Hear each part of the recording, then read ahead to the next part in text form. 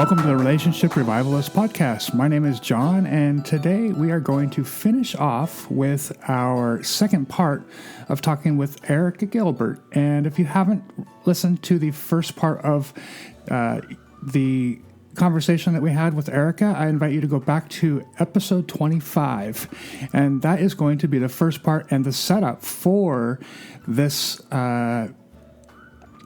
episode. And so with that, we are going to jump right on in and talk with Erica Gilbert. So I heard you mention a couple times about preparing yourself, and he prepared himself and you prepared yourself. And it, we have another question. If someone were having issues in their relationship, what would be the first thing that you'd suggest they do? And maybe there's more than one thing. Well, first of all, I think they should speak to you guys. I mean, literally, I've been following your content for the longest time, and the things that you come up with are just so on point all the time. Your insights are deeply profound. So one of the first things I would say is they should come talk to you guys because you guys have something very special, and what you share with your audience is deeply insightful and deeply profound. But to answer your question in another way, I would say that you have to go inwards and do the work on yourself to change the issue. And like I said in the introduction, we can never, ever, ever change another person, okay? We can only ever change ourselves. So if someone's having issues in their relationship, my answer to that question would be to go inwards and do the work on that issue. Because if it's presenting in your relationship, somehow you have created that. And we all like to think, oh, no, but it's them. No, it's not. Somehow there is something in us that has created that issue. And when we go inside and do the work and fix what created the drama, then the relationship will change. When you change, everything changes. That's so interesting that you say that, because we've been doing a lot of talking to our audience on Facebook about this very thing, and it's getting very well received. Received, yeah. It's very interesting, and it's something, when I was growing up, I would have never thought of. I thought, oh, you have to go outwards and make other people change, and then things on the inside would change. But learning differently, like you're saying here, is it's so profound and yet so true. Mm-hmm. It almost seems counterintuitive at first. Yeah. Like, well, my surroundings need to change first. Absolutely. It's like, why can't he just do such and such, right?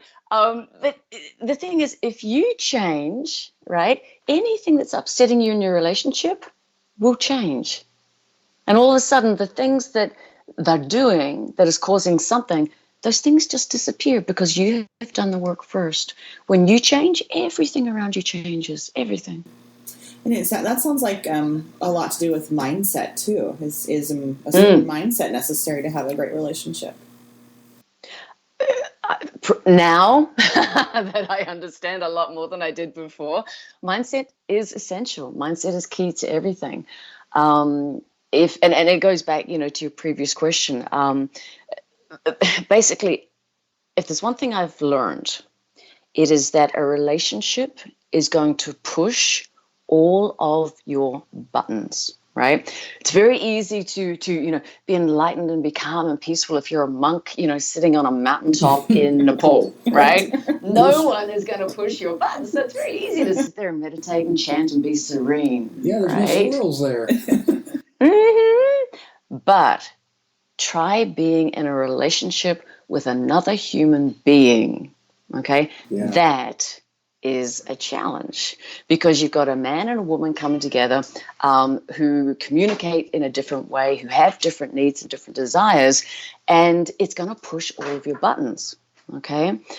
What is essential to understand that any button that gets pushed in you is a part of you that needs to be healed. Well, that's okay. Yeah. So let's say you what's an example? You've got a partner who, likes to go out, drinking with the boys, right? And that drives you insane. That means that there is a part of you that is not healed yet, because it is completely natural and normal for partners to go out with their friends and have a good time. But if it's pushing your buttons, it says something about you that it would push your button. Do you know what I mean? Mm-hmm. Yeah, that makes perfect sense. Maybe, you had abandonment issues as a child. Maybe you had an instance in a relationship where that happened and something bad happened, right? Mm-hmm. Again, in order for this not to push your buttons anymore, you have to go within yourself and heal that part of you that is disturbed by that behavior or action or a set of circumstances. Does that make sense? Yeah. Absolutely. Yeah. That's really good. Yeah. And that's mindset. That is a choice to get over your stuff. That's mindset. So yes, is mindset, critical? Absolutely, in a relationship. Absolutely. Because, there's going to be moments where it's give and take, and you have to work out how you want to move through your relationship and have, the most beautiful, peaceful ride that you possibly can. Yeah, so we're talking mindset here, and it seems like there's a lot of disconnect out there in the world in our relationships. And so when we talk about that, what kind of misconceptions do you think that people are having in relationships? It seems, the whole breaking up and trying to move forward with another partner. What kind of misconceptions about these kind of relationships is blocking the true love that everyone is seeking? I think that the biggest misconception of all about relationships is thinking that getting into a relationship is going to make me whole or complete or happy. You know that movie, Jerry Maguire? I've seen this, referenced a lot of times. He says, you complete me, okay? It's a great line for a movie, but it is probably one of the worst personal development lines someone can ever utter. Yeah.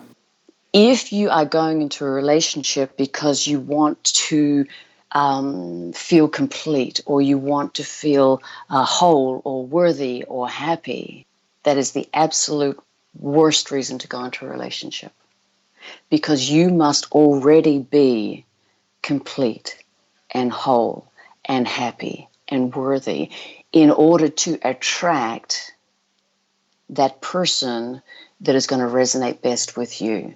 If you go into a relationship needy, you're going to attract someone who's going to play off of that. You need to be complete and whole before you step into a relationship. Because yes, you're going to get a lot of goodies from a relationship. You're going to have, you're going to feel happy. That's the point of, being in a relationship with other people, is to feel good.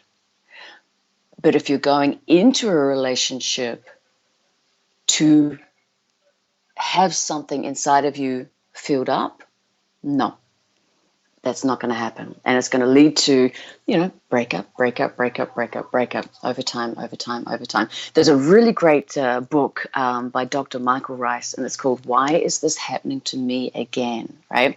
And a lot of people repeat their patterns over and over again in every relationship they go into. And it is this sense, this need, I need someone to complete me. No, you need to be complete first before you step into a relationship. And in that way, you, again, attract someone who's complete and whole, and you can have a complete and whole relationship. Does that answer your question? Yeah, definitely. And it just seems like, if you're, like you're saying, if you're not complete or you're not whole, the thing that kind of sticks out, that you don't want sticking out, is going to be the thing that attracts the next person. And you literally take your problems or your issues into the next relationship. Absolutely. Which is why you've got to go inwards, do the work, fix the stuff that didn't work in the previous relationship, so that you can be complete, whole, worthy, and happy as you move into your next relationship.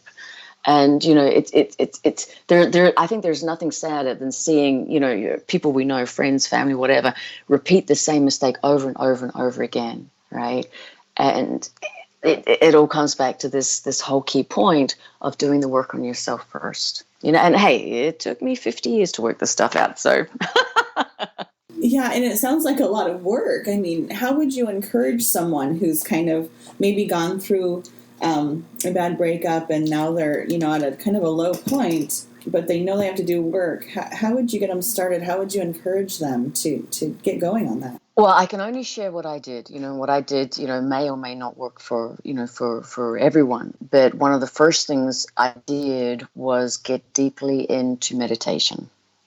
I knew that the stories, the monkey chatter, the stuff that was going on in my head was driving me insane, and I had to stop the noise.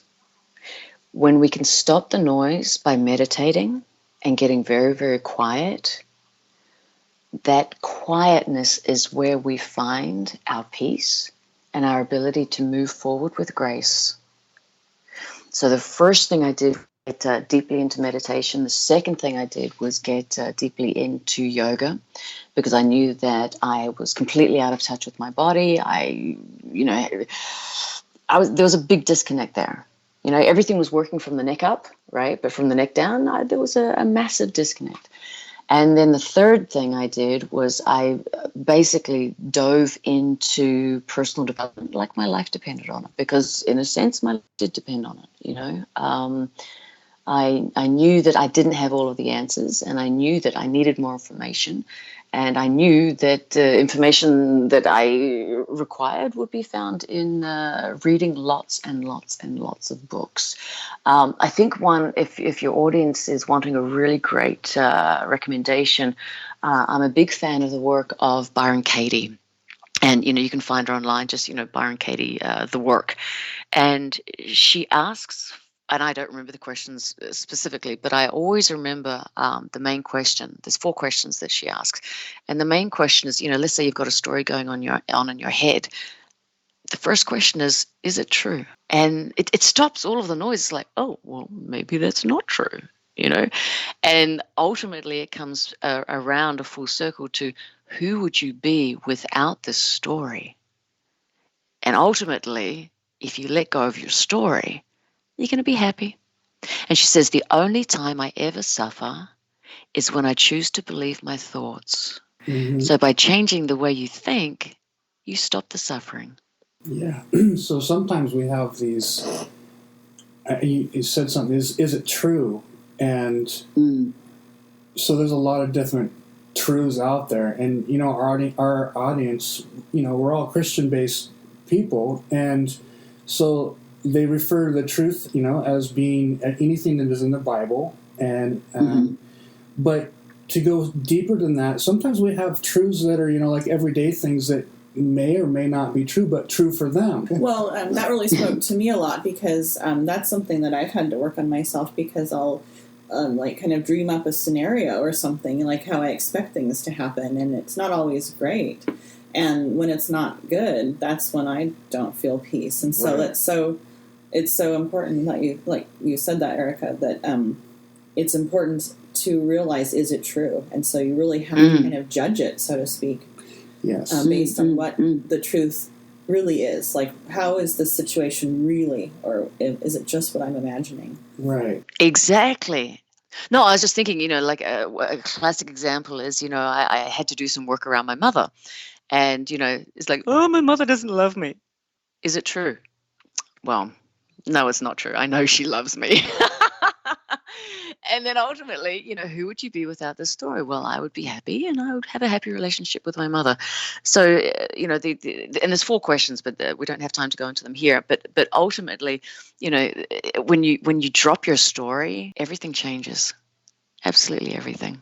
Yeah, I remembered now where I was going here. So this whole thing leads back to mindset and actually getting into meditating on the Word of God, meditating on the truth. And so that's where you're really going to see a lot of these good and these your relationships grow, and you'll start seeing some fruit from your relationship rather than the dying fruit that you've been getting. So weeds. And all these weeds. So in our talking, I think people want to know where they can find you, and if they, and, you know, so that they can work with you as well. Thank you. Basically, all I have is my Facebook account. That's where I do, all of my postings and, connecting with people. So if people are looking to find me, they can just look me up at Erica Gilbert on Facebook. Okay, and we'll have those links in the show notes so that people can find you as well. Awesome. So yeah, that is just an amazing story. We love the story that you tell, that, you know, it's like love just struck in Paris, and it's so Hollywood-esque, and so I mean, people don't usually hear this kind of thing on a daily basis, and I think it also helps people believe in love and believe that things like this happen, and it's not out of the norm for it to happen. And we appreciate you telling us all the backstory, or a lot of the backstory, too, of all the work that was put in before, during, now, and that a relationship doesn't just happen, or at least not a long-lasting one. So thank you for sharing today. My absolute pleasure. My absolute pleasure. You know, and it's like, doing the work, like for that 2-year period, was all about stopping this pattern of, why is this happening to me again, right? And you get to a point where you're just like, I'm not doing it that way anymore, right? And you have to work, and, you know, anything having is worth working towards, you know? Yeah. That's so true. Awesome. Well, we are going to wrap up this episode, and we thank you, Erica, so much for coming on to our podcast. Looking forward to much more, and we wish you well in your endeavors. And like we said, if you're looking for a life coach that's going to absolutely change the way you think, the way you do things in a positive manner, I would definitely say go and look up Erica. Erica Gilbert. Aww. Thank you so much, guys. And just on a final note from me, I just want to congratulate you both on the incredible work that you guys do. As I said in the beginning, it's an inspiration to follow you guys. It's inspiration to read your content, and you know the deeply insightful, profound things that you come up with. Is truly liberating, and I basically tap into your Facebook page every day just to see what's going on, and you're very inspiring. So congratulations to you both. I wish you both massive success in the future. Congratulations on your podcast, and just keep up the incredible work. It's just a blessing to have you in this realm doing what you do best, which is sharing how to have fabulous relationships. So thank you, guys. Thank you so much. And that will do it. We'll wrap things up, and we'll see you guys next week on our podcast. Don't forget, we've got 7 amazing, simple secrets that we can give to you in an ebook. You can go to our website and download it. The link will be in the show notes. If you want to hear it, you just go to therelationshiprevivalists.com/7 secrets and download our ebook. It's an amazing read. You guys are going to get some insightful tips, and it'll do your relationship wonders. Oh, that is a must read. I went through it, and one of those points just went straight to my heart. So yeah, an absolute must read. Thank you. All right, well, that is it. We'll talk to you guys next week. See you later.